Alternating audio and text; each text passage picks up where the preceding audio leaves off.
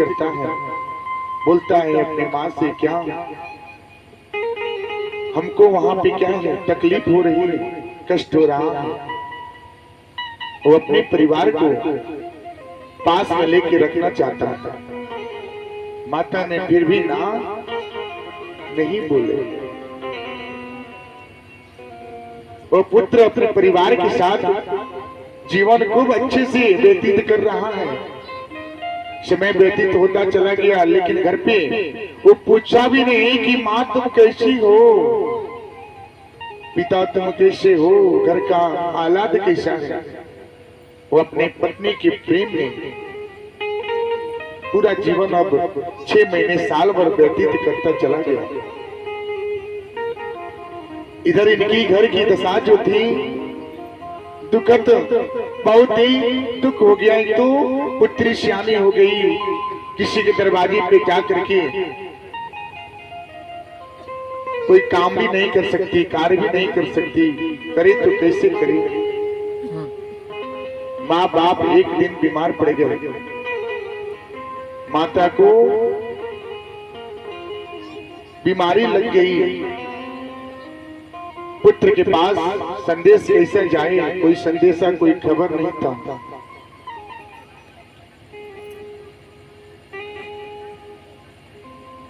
करे तो करे क्या, पढ़ा लिखा कर माँ बाप ने उनको बड़ा किए, काबिलियत किए, और पुत्र अपने माँ बाप को त्याग करके प्रदेश व्यतीत करता है।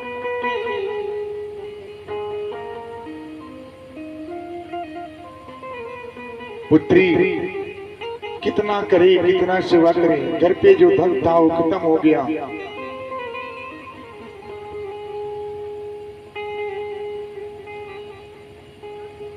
सोच में पड़ी है, करे तो करे क्या।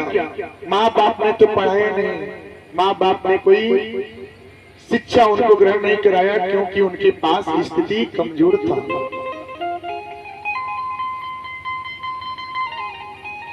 फिर भी मां ने पुत्री के पास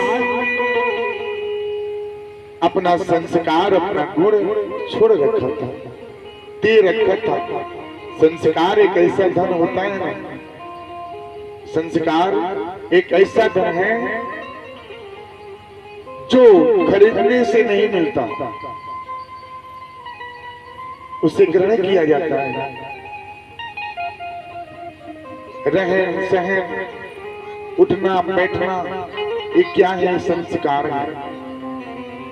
जो आधुनिक युग में वो संस्कार लुप्त हो गया है, नहीं देखने को मिलता। संस्कार क्या है?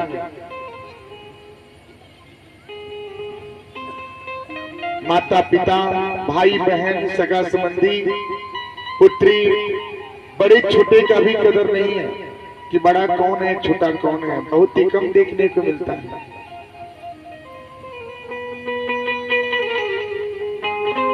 एक पुत्री पढ़ी लिखी नहीं थी, फिर भी उसके पास गुण था। एक बार भागते भागते भगवान जी के मंदिर में गई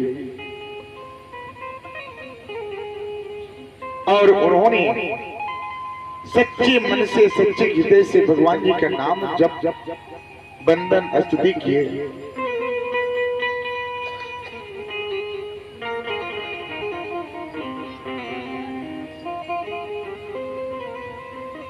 और मन से बोले कि हे कन्हैया, हे प्रभु, आप हमारे बंधन, हमारे कष्ट को क्या करें, दूर करें। पुत्री की पुकार जो है ना, लक्ष्मी नारायण भगवान जी बहुत जल्दी सुनते हैं। जो पुत्री का विवाह में बाधा हो, अगर विवाह में बाधाएं उत्पन्न हो रहा है ना, तो उसके लिए आप गुरुवार के दिन गुड़ और चने का प्रसाद बनाइए, चने का दाल प्रसाद बनाइए और उस प्रसाद का वितरण कीजिए। श्री लक्ष्मी नारायण भगवान जी के सामने बैठ करके अपनी मनोकामना जाहिर कीजिए। उसके बाद हो सके तो पूरे दिन में एक बार भोजन ग्रहण करें, मीठे भोजन का ग्रहण करें, केले का फल सेवन न करें, पीला फल का सेवन न करें। इससे आपकी कामना सिद्ध होगी। ऐसा पुत्री ने किया।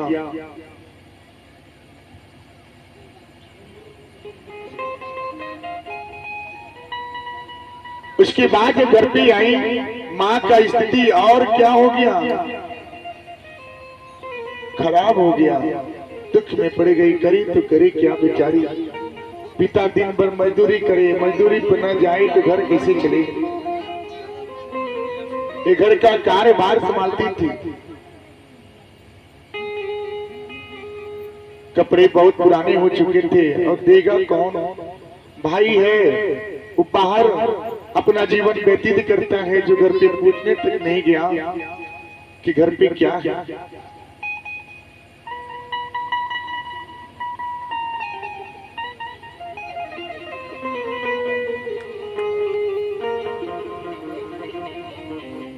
अभी फिर से अगला गुरुवार आता है, फिर से जाती है, फिर से वही कामना करती है। करते करते भगवान जी के सामने उन्होंने रोया क्या।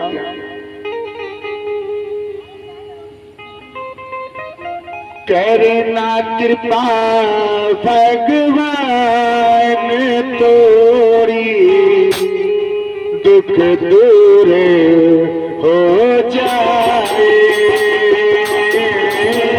करना कृपा तोरी भगवान, दुख दूर हो जाए। करना कृपा भगवान थोड़ी सी, दुख दूर हो जाए। करना कृपा भगवान थोड़ी सी, दुख दूर हो जाए। आस लेकर हम आए आस लेकर हम कर, दुख दूर हो अब जाए। आस लेकर आए गिरधर, दुख दूर हो जाए।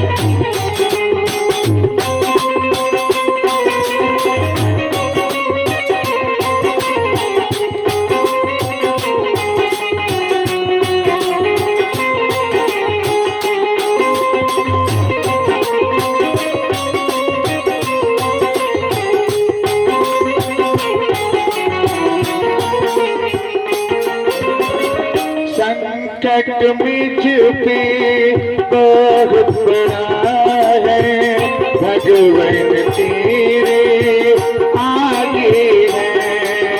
संकट मुझ पे बहुत बड़ा है, भगवान तेरे आगे है। अरे तो कृपा मेरे अब भगवान दया मुझे हो जाए। कर दो कृपा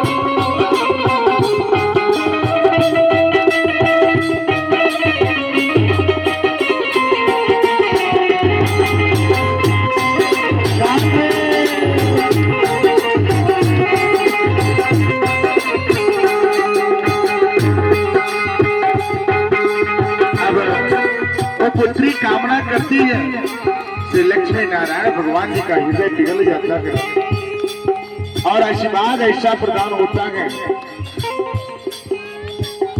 कि वो घर पे जब जाती है उसी घर में वो रहती है जिस घर में उनके माँ बाप रहते हैं। ऐसा अद्भुत माया उस श्री लक्ष्मी नारायण भगवान जी के मंदिर में जाकर के अपनी माता टेकी और बोले, क्या तुम्हें हो माता पिता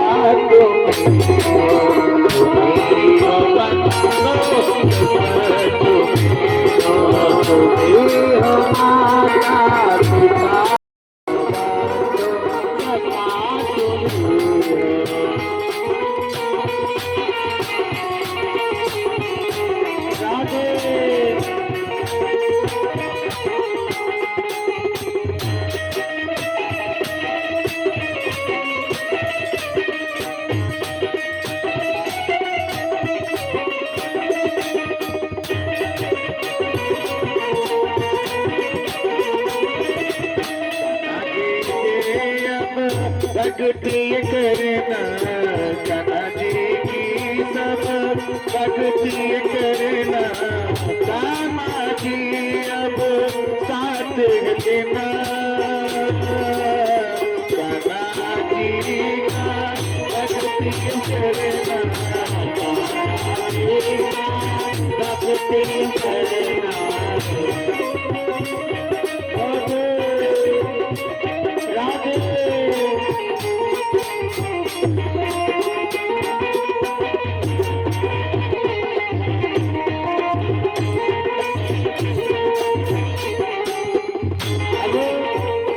पुत्री का आशीर्वाद जब प्रदान हुआ तो गई घर पे पिताजी के आगे रखती बोली कि पिताश्री ये देखिए ऐसा ऐसा कृपा प्रदान हुआ है। पिताजी ने उस धन से अपने उस पुत्री के माता का इलाज भी करवाई और सुंदर मकान भी बनवाई। जब महल बन गया ठाकुर जी की असीम कृपा प्रदान हुई, घर पे ठाकुर जी का आशीर्वाद भी मिला। वो पुत्री के वास्ते अब पुत्र को पता चलता है कि घर पे तो बहुत से धन हुआ है। वो धन के लोभी आकर के पिता से मिलता है, पिताश्री हमसे बहुत बड़ा क्या हो गया, भूल हो गया, हमें माफ कर दीजिए। कैसे माफ कर सकते हैं बताइए? जो तीन चीज जो है उसको कभी नहीं भूलना चाहिए। क्या? जो दुख में जो साथ दे उसका साथ हमेशा देना चाहिए। जो आपके बुरे वक्त पे साथ देता है उसका साथ हमेशा देना चाहिए। जो आपके घर पे बीमारी लगी है उस बीमारी स्थिति में आकर के आपका साथ देवे, आपके दुख सुख को बांटे, उसका साथ कभी नहीं छोड़ना चाहिए। जो दूसरे का हित सोचता है उसके लिए परमात्मा सोचते हैं, उसके लिए भगवान सोचते हैं। ब्याज, धन, रुपया, पैसा ये क्या है? हाथ का मैल है। कभी भी ब्याज का पैसे का सेवन नहीं करना चाहिए। ध्यान से सुनिएगा। जो परसेंट का जो ब्याज के पैसे खाते हैं ना उनके घर दुख हमेशा गिरा रहता है। उनके पुत्र, उनके पुत्री, उनके परिवार दूसरे का हाय लेकर के, दूसरे का हाय सता करके अपने घर का जो नमक खरीद के ब्याज के पैसे से खाएंगे ना, वो समझ जाइए कि कितना उसका दुख लगेगा, कितना कष्ट होता है गरीब। आप अपना मन दुखा करके आप दुखिया हैं, दुखिया को साथ देना चाहिए। लेकिन आज के समय में ऐसा नहीं होता है। दुखिया है तो उसके लोग लाभ उठाते हैं। क्या ले लीजिए, 2% दे दीजिएगा। कभी नहीं करना चाहिए। जो ब्याज के पैसे पे अगर गरीब का सताता है ना, वो समझिए कि जीवन भर वो कभी सुखी नहीं रहेगा। दीन सबन को लखते हैं, आती नहीं लखे न को,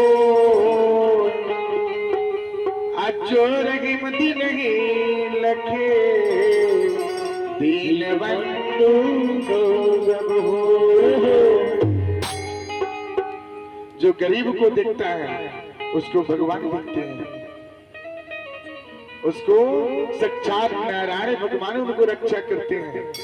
आपके पास 1 रुपया नहीं है, जो उनके शरण में है, पूरे दिन भर आप क्या करें? मजदूरी करते हैं, शाम को आपको धन मिलता है, उस धन में से 10 रुपया बचाइए, बाकी आप क्या करें? परिवार में लगाइए। कभी भी हाय सताना का सताए हुए व्यक्ति गरीब व्यक्ति को सताना नहीं चाहिए। जो गरीब को सताता है उसको भगवान जी सताते हैं। जब भगवान जी का दंड मिलता है ना, जब पैड़ा जब आपको मिलता है तो आपको तकलीफ क्यों लगता है? नहीं लगना चाहिए। सोचिए कि आप अगर एक शराबी व्यक्ति है, शराबी व्यक्ति हो तो उसका विवाह भी नहीं करना चाहिए। क्यों? क्योंकि उसका घर का जो दूसरे घर की पुत्री जब आएगी ना, उसका भी जीवन नर्क बन जाता है, उसका जीवन को नर्क बन जाता है। जो मदिरा का सेवन करे, तामसी चीज का सेवन करे,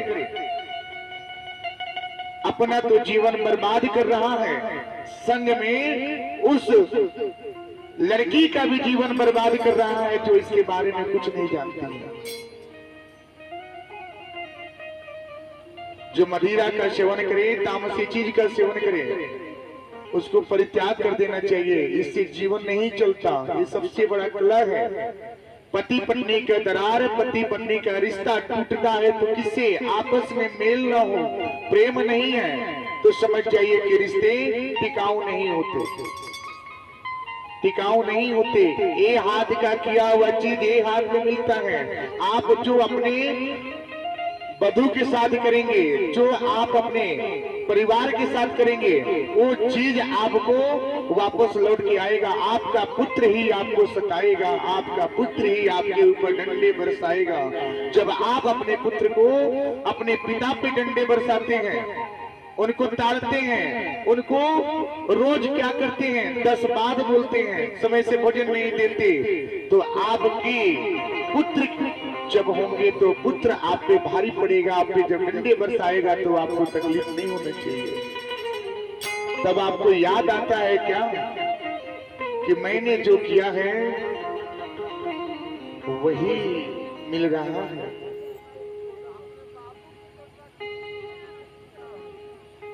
मैंने जो कमाया दूसरा ही खाएगा।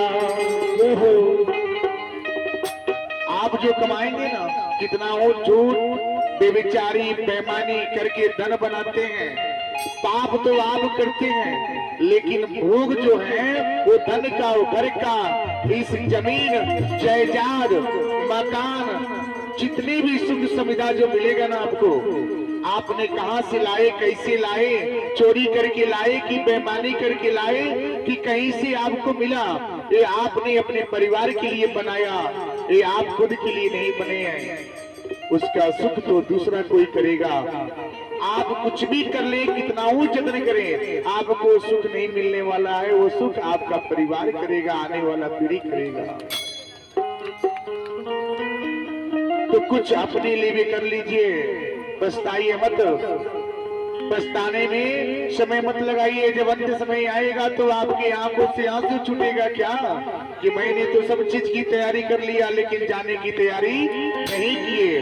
पूरा जीवन धन कमाने में बनाया, पूरा जीवन गृहस्थी में लगा दिया, पूरा जीवन धन में लगाया, कभी भगवान जी का नाम नहीं लिया। जब अंत समय आता है तो क्या आंखों से आंसू छूट जाता है और बोलते हैं क्या, हे प्रभु थोड़ा सा वक्त दे दीजिए कि अपने को सुधरने का अवसर मिल जावे।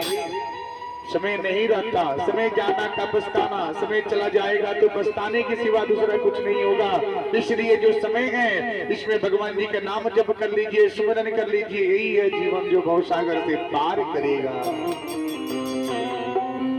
भवसागर से पार होगा।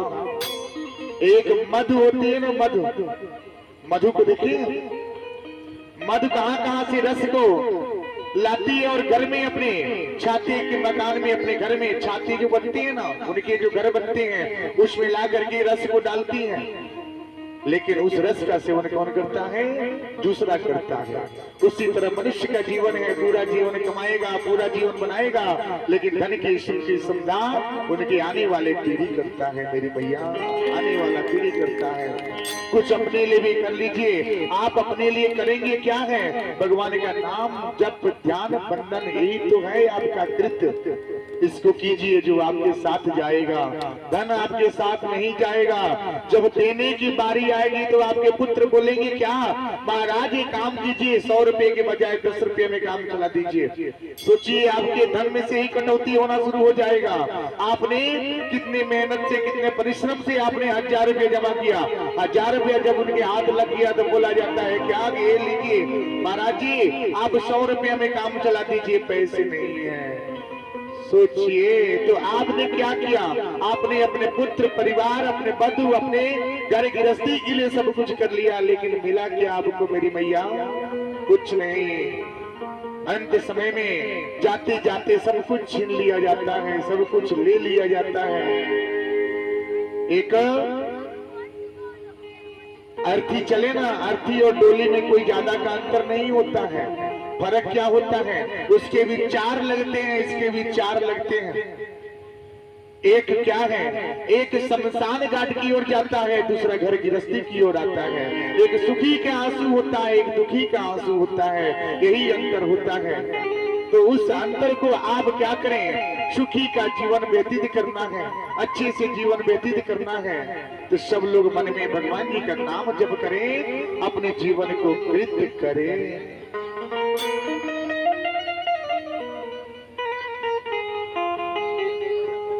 जो आपको जन्म दिया कोई और, पालन पोषण किया कोई और, शिक्षा दीक्षा ग्रहण कराया कोई और, जब बड़े हुए थे विवाह किसी और से, उसके बाद इस शरीर से मोह क्यों है? इस शरीर से मोह क्यों है? माया क्यों है? त्याग दीजिए। ये आपका नहीं है, आपका शरीर भी आपका नहीं है। इस शरीर के अंदर क्या है? सूक्ष्म शरीर है। इस शरीर के पास भी एक शरीर है। आप जब सोते हैं ना, सोने के बाद आपको स्वप्न आता है, क्या देखते हैं कि आज हम अयोध्या जी गए हैं, वृंदावन गए हैं, हम यहाँ पे बैठ करके जप तप कर रहे हैं, किसी को दान दे रहे हैं। ये आपका सूक्ष्म शरीर है। एक शरीर सोया रहता है, दूसरा शरीर सपने में डूबा है, वो यात्रा वृत्ति कर रहा है। जब नींद खुलती है ना तो सोचिए, नींद खुलती है तो पता चला कि आप तो अपने घर पे हैं। जो आपका कर्म होता है ना वो कर्म आपके साथ जाता है। ये शरीर जब गुजर जाता है ना, जब अंत में चला जाता है तो ये परिजन उसको क्या करते हैं, जल्दी बाहर निकालिए, समय हो गया है, अब इसको घर में नहीं रखा जाए। जो आपने लाखों रुपए के मकान बना दिए, अब उस घर से भी जल्दी होता है, निकालो निकालो जल्दी निकालो। सोचिए कैसा वो समय होता है। ये शरीर स्वतः आपका है, आप इस तरीके से रहिए, इससे बनाइए शरीर को कि भगवान को प्रति क्या हो, प्यारा हो जाए। शरीर जब अंत में जाता है, अंत में जाने के बाद गुजर जावे ना तो आप आएंगे अपने घर पे ही। कितने दिन? 12 दिन रहते हैं घर पे। ये आत्मा आपका शरीर 12 दिन घर पे रहता है। सोच लीजिएगा, ध्यान से सुनिएगा, 12 दिन आपके घर पे आत्मा, आप ही का आत्मा, आपका शरीर गुजर गया, 12 दिन आपके घर पे विद्यमान रहता है। और आपके पुत्र से, पुत्री से, परिवार से, परिजनों से सबसे बोलता है क्या कि मैं हूं, अभी मैं गया नहीं हूं, मैं जीवित हूं। लेकिन उनकी आवाज कोई नहीं सुनता, नहीं सुनता है। अंत में चिल्लाता है, रोता है, कोई सुनने वाला नहीं है। 12 दिन जब व्यतीत हो जाएगा, जब पिंड की बारी आती है, 12वें दिन जब आप कर्मकांड कर देते हैं, 13वें दिन की बारी आती है तो उसे यमदूत उसको घसीट के लेके चले जाते हैं। बैतरणी धाम बोला जाता है, बैतरणी नदी आता है जिसको बोला जाता है ना बैतरणी, बैतरणी नदी आता है। बैतरणी नदी क्या है? वो नदी में क्या होता है? मांस की धार, पीप, आपकी मवाज, पीप, खून की रक्तचाप उस नदी में बहते रहते हैं, उसमें कीड़े मकोड़े रहते हैं। सोचिएगा, जो अच्छे कर्म करते हैं ना, अच्छे कर्म करते हैं तो यमदूत उनको नाव में बैठा करके बैतरणी पार करते हैं। जो बुरे कर्म किए होते हैं ना, दूसरों को मारना, दूसरों को सताना, चोरी, बेविचारी, बेईमानी, लूट पाट, झूठ, अपने पत्नी से छल, अपने पुत्र से छल, पुत्र माता से छल करे, पत्नी से छल करे, बेईमानी करे, दूसरे का धन हड़पे, ऐसे लोगों की बैतरणी नदी में क्या होता है? चिल्लाते चिल्लाते उस बैतरणी नदी में डुबकी लगाना पड़ता है। वो पार नहीं हो पाता, उसका जीवन वहीं पे पड़ जाता है और वहीं पे रह जाता है। जो अच्छे कर्म करते हैं तो उसके लिए नाव के सहारे लेकर बैतरणी नदी पार हो जाता है, भगवान जी के दरबार में जाया जाता है। वहां पे जाने के बाद पता चलता है क्या? सबसे पहले 24 घंटे के लिए आपकी आत्मा सीधे स्वर्ग धाम में जाएगी भगवान जी के शरण में। वहां पे आपको दिखाया जाता है क्या कि आपने अपने जीवन में कितने पाप किए, कितने पुण्य किए हैं। पता चलता है क्या? टीवी के बाद ही नजर आ जाता है, दिखाया जाता है, पता चलता है आपने 1 पाव पुण्य किए हैं, 3 पाव पाप किए हैं। जब 3 पाप पाप हो गया है तो पाप की प्रायश्चित करने के लिए आपको अनेकों जीव के रूप में जन्म लेना पड़ता है। उसके बाद जब पाप कट जाती है तो भगवान जी बोलते हैं क्या? जब आपके पास बचता है 1 पाव पुण्य, भगवान जी बोलते हैं क्या? ये बचाओ अपने जीवन के लिए कुछ अच्छा कर्म करो, सत्कर्म करो, धर्म करो, दान करो, अपना जीवन कृत्य करो। तो बहुत ही भाग्य से तन मिला है, मनुष्य का तन मिलता है। तो तन को पाने के लिए देवता मुनि भी तरसते हैं कि एक बार हम पृथ्वी पर जाकर के सुख उठावें।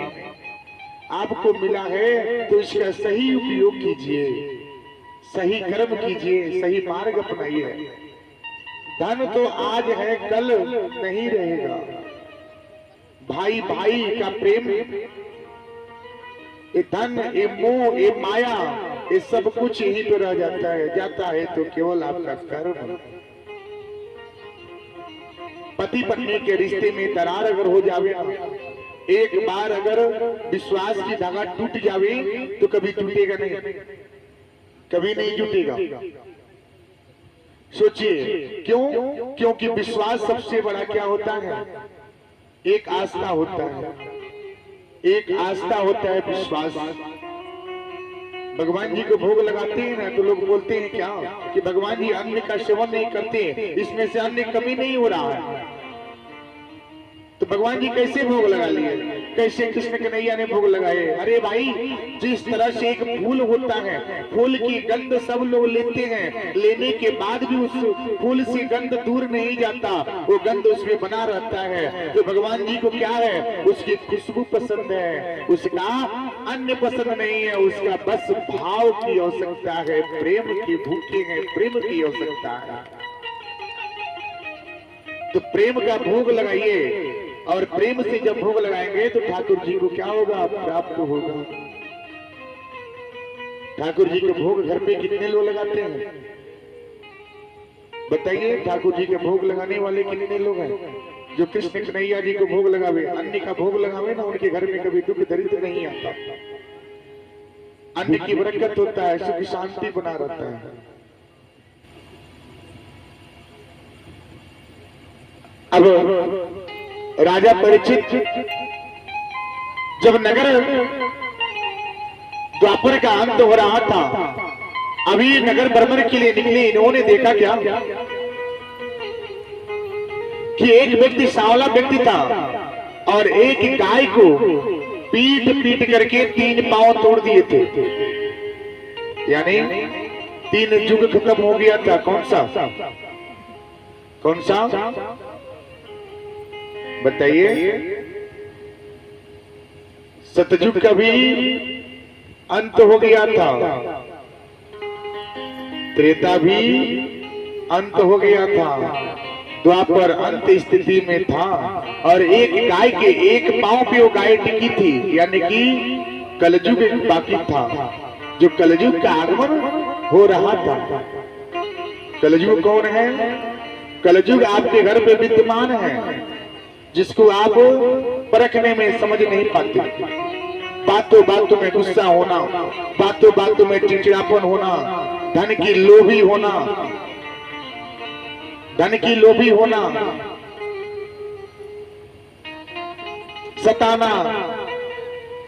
आज के समय में क्या है, सब कुछ ये धन, ये आस्था रहा ही नहीं, आस्था रहा ही नहीं। मैंने प्रथम दिवस आपको बताए थे ना, ज्ञान, भक्ति और वैराग्य, ये प्रथम दिवस की कथा थी। ज्ञान, भक्ति, वैराग्य जब तक आपके पास नहीं आएगा, तब तक आपके पास क्या भक्ति नहीं हो पाएगा।